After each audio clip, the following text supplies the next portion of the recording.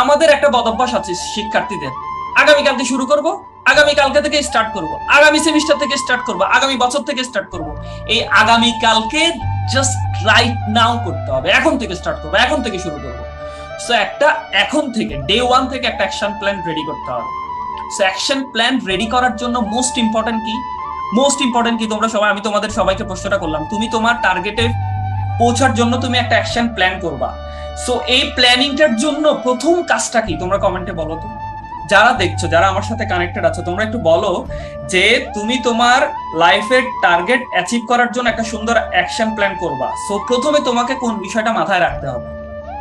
প্রথম কাজ আমাদের কি করতে হবে? আমার প্রথম কাজ আমি বলি, তোমরা অনেকে কমেন্ট করছো, সো আমার সাথে মিলাই নাও। প্রথম কাজটা হচ্ছে আমাকে আল্লাহ যে পৃথিবীতে পাঠিয়েছে কত বছর দিয়ে পাঠাইছে।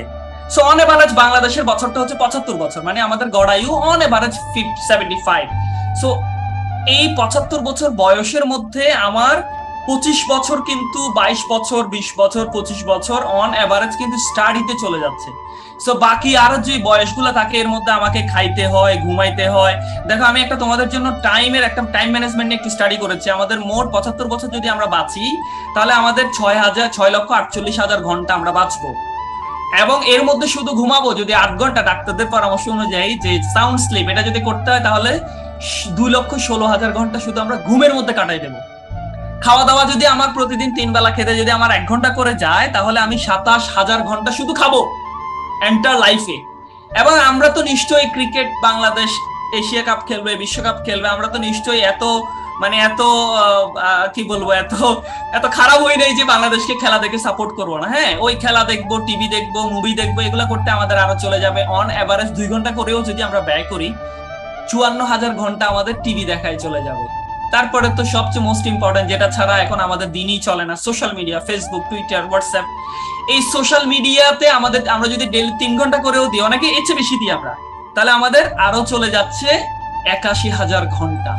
তা নিশ্চয়ই আমরা গোসল না করে থাকবো না। আমরা যারা মুসলিম আছে বা আমরা যে যে ধর্মের আছে, আমরা প্রার্থনা করি, আমরা নামাজ পড়ি। তো সেখানে যদি আমাদের 5 ওয়াক্ত নামাজ পড়তে যদি 1 ঘন্টা সময় যায়, তাহলে আমাদের 27,000 ঘন্টা আমরা প্রার্থনাতে ব্যয় করছি, নামাজে ব্যয় করছি। সো সবকিছু মিলে আমার জন্য সময় থাকবে, এই সব ঘন্টাগুলো বাদ দেওয়ার পরে আমার জন্য সময় থাকবে ইফেক্টিভ নিজেকে তৈরি করার জন্য সময় থাকবে অনলি পার ডে 8 আওয়ার্স।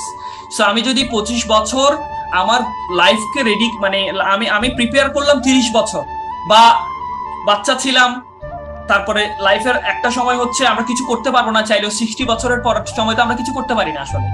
তারপর হচ্ছে 7-8 বছর বয়স হওয়া পর্যন্ত আমরা কিছু করতে পারি না। সো এই সময়টা যদি বাদ দিয়ে আমাদের ইফেক্টিভ পৃথিবীর জন্য কাজ করার সময় থাকে অনলি 25 বছর। সো 2,16,000 ঘন্টা আমাদের লাইফে থাকে। তাহলে আমাকে আমার ওই সেই টার্গেট অ্যাচিভ করার জন্য, আমি যে টার্গেটটা ফিক্সড করলাম ওইটা অ্যাচিভ করার জন্য আমার এই টাইম ম্যানেজমেন্টটা খুব জরুরি। আমি আসলে কয় ঘন্টা এর পেছনে দেবো, আমি আসলে কয় ঘন্টা টিভি দেখবো, আমি আসলে কয় ঘন্টা ফেসবুক চালাবো, আমি আসলে কয় ঘন্টা আড্ডা দেবো, কয় ঘন্টা সময় আমি নষ্ট করব। সময় নষ্ট করার সময় নাই আসলে আমাদের হাতে।